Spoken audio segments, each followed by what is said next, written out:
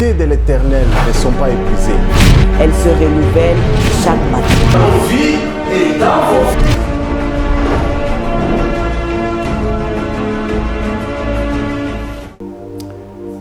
Bien-aimés dans le Seigneur, shalom, shalom, shalom. Je voudrais tout simplement, avant de commencer, vous dire ceci, que les bontés de l'Éternel ne sont pas épuisées. Pour toi qui vis et qui a encore le souffle de vie, il y a plein de bontés de l'Éternel pour toi qui t'attend tout simplement. Mais aujourd'hui, je voudrais changer avec vous sur un thème que j'ai vraiment moi-même apprécié, que j'ai beaucoup aimé, qui veut dire tout simplement que le désert ne tue jamais, que le désert ne te tuera pas. Vous savez, bien aimé dans le Seigneur, ici sur la terre, lorsque quelqu'un traverse des moments difficiles, souvent et généralement, ils disent que j'ai traversé un désert. Ou même lorsque quelqu'un se rappelle des moments difficiles qu'il a passés dans sa vie, il te dira que dans l'année X, j'avais traversé un désert.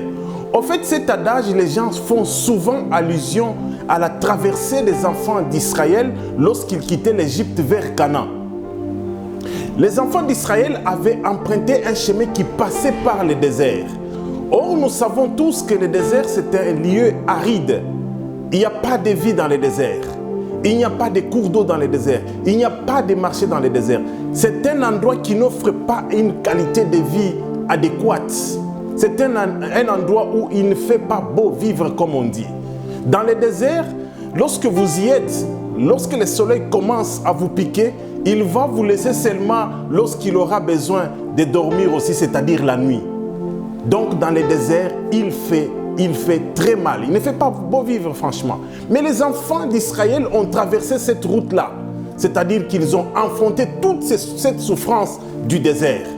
Ils avaient souffert le matin, ils avaient souffert la nuit, ils avaient souffert tout le temps qu'ils étaient dans le désert. Donc, au-delà de toute cette souffrance qu'ils avaient dans le désert, ils ont eu même des guerres. On les a surpris pendant qu'ils étaient en plein désert. Les gens sont venus les attaquer. Alors qu'ils n'avaient pas une armée pour combattre, ils n'avaient pas des gens bien formés, mais ils étaient attaqués dans le désert. Ils se sont défendus. Ils avaient faim, ils avaient soif, comme je venais de vous dire, qu'il n'y a pas même de cours d'eau. Ils ont souffert. Je voudrais m'adresser à tout celui qui traverse aussi un moment difficile, que sache que c'est le temps que tu traverses, on peut aussi le comparer au désert. Mais pour ce qui est des enfants d'Israël, ce désert-là ne les avait pas tués au fait.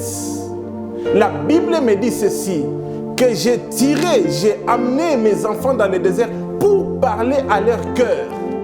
Donc le désert, c'est un endroit propice où Dieu peut parler aux gens. Regarde Moïse, il a fait 40 ans dans la maison de Pharaon. C'est-à-dire qu'il vivait dans l'opulence. Il vivait dans une aisance. Mais là-bas, il n'avait jamais écouté comment est-ce que Dieu parle. Mais il suffisait tout simplement qu'il mette ses pieds dans le désert. Dieu a commencé à l'appeler. Moïse, Moïse. Dieu a commencé à lui parler. Donc c'est symbolique, ça prouve tout simplement que dans le désert, c'est un endroit où Dieu parle à ses enfants. Bien-aimés, Dieu ne travaille jamais avec les gens qui ne sont pas bien formés. Dieu ne bénit jamais les gens qui ne les connaissent pas très bien, qui ne savent pas comment Dieu opère, ou sinon ils ne vont pas comprendre beaucoup de paramètres. Voilà pourquoi est-ce que le désert, c'est un endroit bien propice où Dieu forme ses enfants, où Dieu parle à ses enfants, où ses enfants apprennent à les connaître. Les enfants d'Israël ont appris à connaître leur Dieu dans le désert, car c'est là qu'ils ont vu beaucoup de miracles. Dans le désert, ils ont vu la manne, c'est-à-dire que la nourriture tombait du ciel comme la pluie. Dans le désert, ils ont vu des miracles. C'est là qu'ils ont vu l'eau jaillir d'un rocher. C'est dans le désert. C'est dans le désert où, à peine qu'ils étaient attaqués, comme je venais de vous le dire, qu'ils n'avaient même pas une armée. Moïse monte sur une petite montagne, il met ses mains en l'air et ils étaient très forts, très puissants. C'est là qu'ils ont vu toutes ces miracles. C'est là qu'ils ont connu leur Dieu dans le désert. Toi qui traverses le désert en ce moment, qui traverses un moment difficile X que je ne sais pas décrire en ces lieux, je voudrais tout simplement te dire que ce moment-là n'est pas là pour te tuer, mais ce moment-là est là tout simplement pour que tu puisses apprendre à connaître bien Dieu Exploite bien ces moments. Si tu ne l'exploites pas très bien, tu risques de gaspiller le temps où tu devais apprendre à causer avec Dieu, où tu devais apprendre à connaître Dieu, où tu devais apprendre les modus operandi de notre Dieu. Bien-aimé dans le Seigneur, le désert ne te tuera pas, mais le désert t'apprendra beaucoup de leçons de la vie.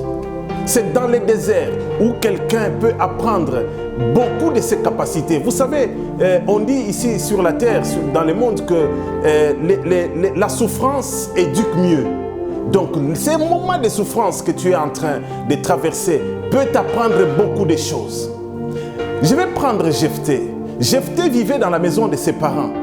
Mais ce garçon avait un talent, il avait un don caché en lui qu'il ne connaissait pas. Il suffisait qu'il soit chassé, qu'il se retrouve dans la rue. Là-bas, il a commencé à se battre, il a commencé à s'exercer à la guerre. Lorsqu'il souffrait dans la rue, il a appris, il a compris qu'il avait un don et un talent terrible de se battre. C'était un vrai guerrier. Mais il a appris ça dans le désert, il a appris ça dans la rue où on l'avait placé par ses parents. Jusqu'à tel point qu'un jour, sa nation tout entière était en guerre, mais ils étaient à court d'éléments. Ils étaient à court de gens pour se battre. Ils vont apprendre que nous avons l'un des nôtres qui se trouve dans la rue et qui se bat très bien, qui connaît très bien manier les armes. Ils sont allés faire recours à lui. Et il est venu, moi j'ai aimé ce qu'il a fait, cet homme. Avant de venir, il a conclu un marché. Je viendrai, je me battrai, je gagnerai. Mais qu'est-ce que j'aurai? Il a conclu un marché. Alors moi aussi, j'aurai ça. Et écoutez, quel genre de récompense? Il devait prendre en mariage la fille du roi. Et il est venu, il a gagné, et il a gagné plus parce qu'il a gagné aussi les bénéfices. Mais où est-ce qu'il a appris à se battre? Où est-ce qu'il a découvert son don? C'est dans le désert qu'il est allé découvrir qu'il était habilité, il était apte à pouvoir bien combattre. Bien-aimé dans le Seigneur, je suis en train de te faire passer un court message. Exploite au maximum les temps difficiles que tu traverses. Ces temps difficiles-là peut te permettre à découvrir beaucoup de tes talents qui sont encore cachés. Tu as beaucoup de talents cachés, tu as beaucoup de talents que tu ne connais pas, mais ces talents-là, tu peux les découvrir en ce moment. Parce que, bien-aimé, la fin du désert existe toujours. La Bible me dit ceci: les enfants d'Israël ont traversé le désert et la manne cessa.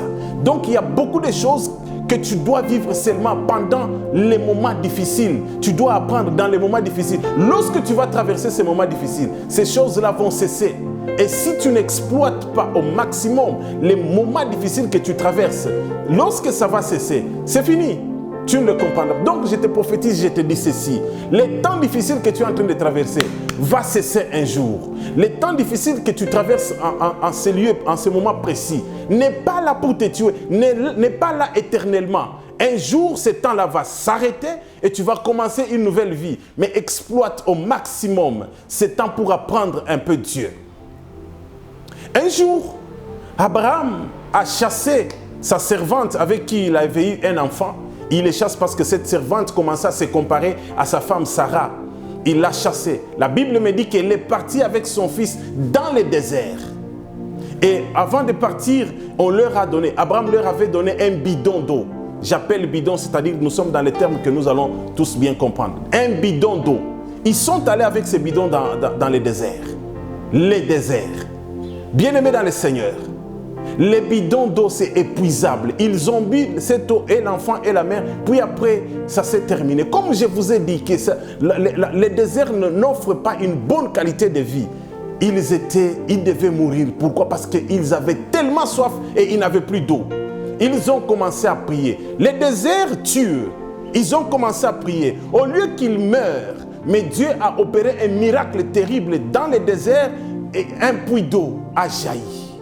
Bien-aimés dans le Seigneur, écoutez ce que l'homme est capable de donner. Nous les hommes, nous sommes capables de donner une bénédiction éphémère. Mais ce que le désert peut donner n'est pas éphémère. Ce qu'ils ont eu dans le désert, c'était un puits d'eau.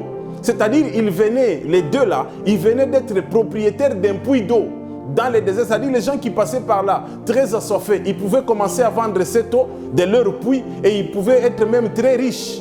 Donc, les résultats que nous avons dans le désert ne sont pas éphémères, peuvent durer le plus longtemps que possible. Alléluia.